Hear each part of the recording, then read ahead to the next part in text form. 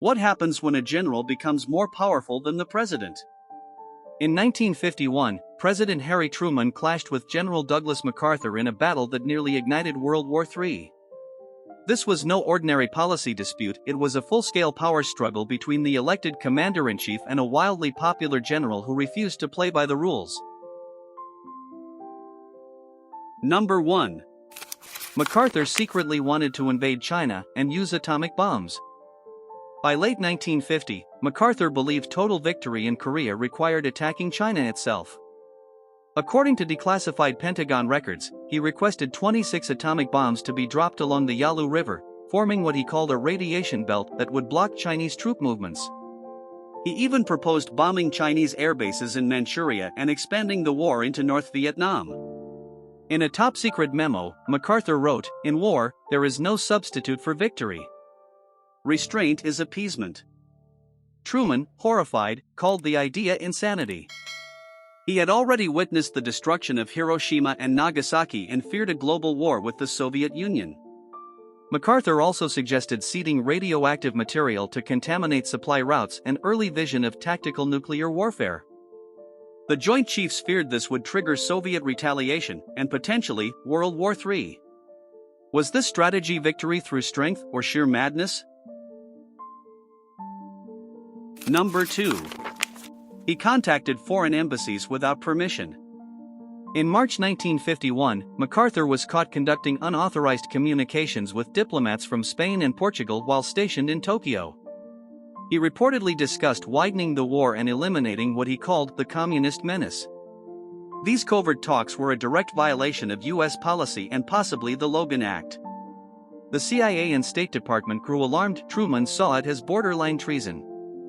MacArthur acted not like a general, but a rogue diplomat crafting his own foreign policy. Some historians believe he was attempting to form an unofficial anti-communist alliance behind Truman's back. His arrogance convinced Truman's inner circle that the general had completely abandoned the chain of command. Did he see himself as above the presidency or as a second president in uniform? Number 3. MacArthur publicly humiliated Truman and paid the price. On April 5, 1951, House Minority Leader Joseph Martin read aloud a letter from MacArthur in Congress. In it, the general directly criticized Truman's strategy of limited war, saying, "There can be no substitute for victory." It was a calculated move, designed to rally Republican support and embarrass the president on the world stage. The backlash was immediate. Truman later said, "I could no longer tolerate his insubordination." On April 11, 1951, without warning or ceremony, Truman fired the most popular general in America by cable. MacArthur first heard the news from a radio bulletin. The letter was part of a larger media strategy coordinated with conservative allies to portray Truman as weak. This political maneuver backfired, costing MacArthur his command and his shot at the presidency. Was MacArthur a martyr for truth or a manipulator playing politics with war?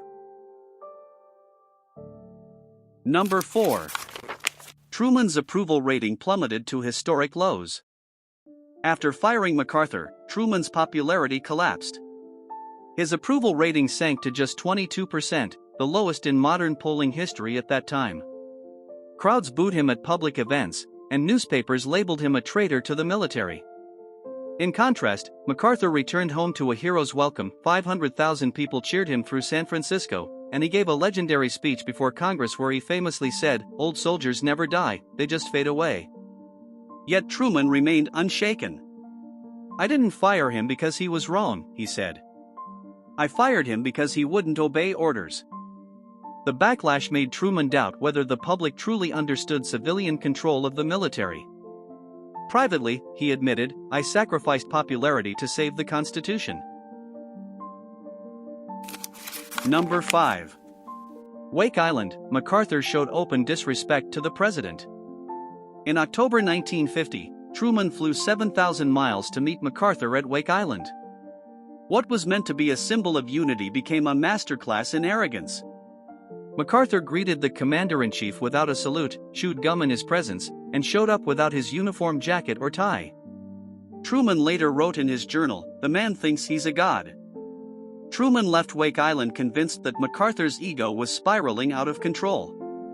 He warned advisors, if he goes one step further, I'll sack him. He did.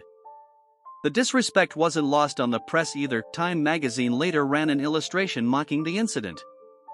After the meeting, MacArthur privately joked that Truman had come all that way just to be ignored.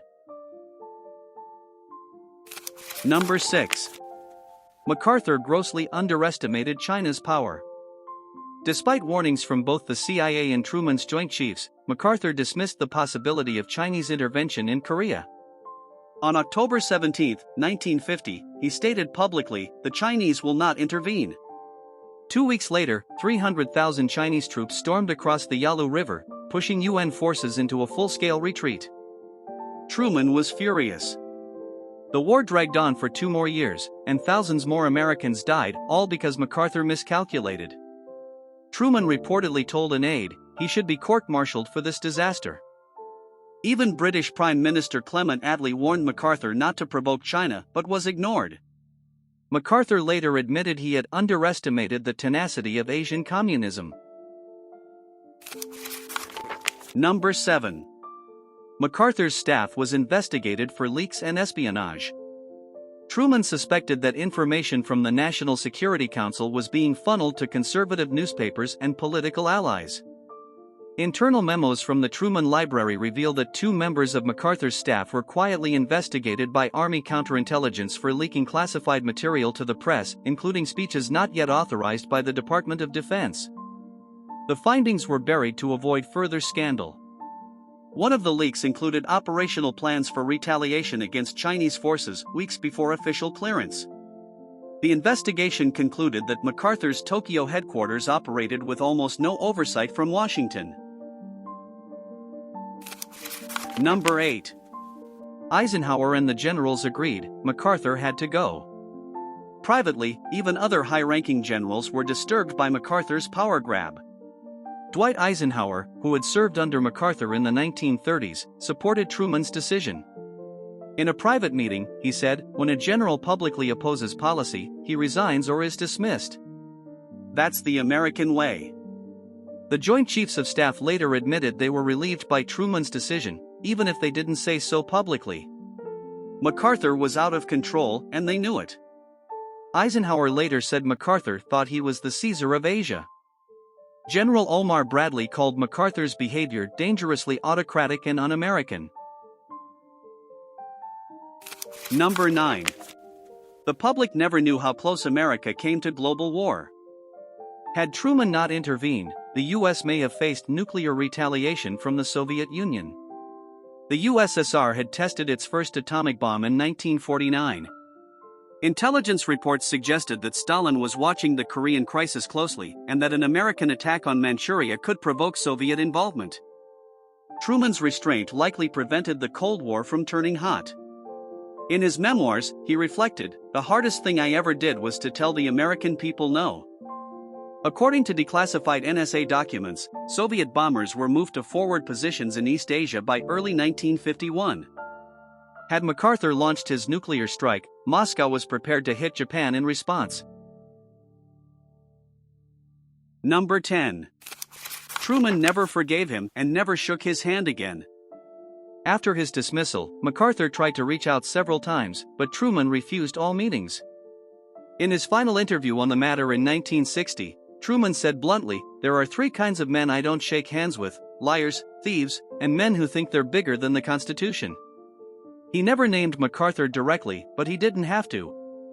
The scars of that battle remain etched in American political history. One man believed the military should dictate victory.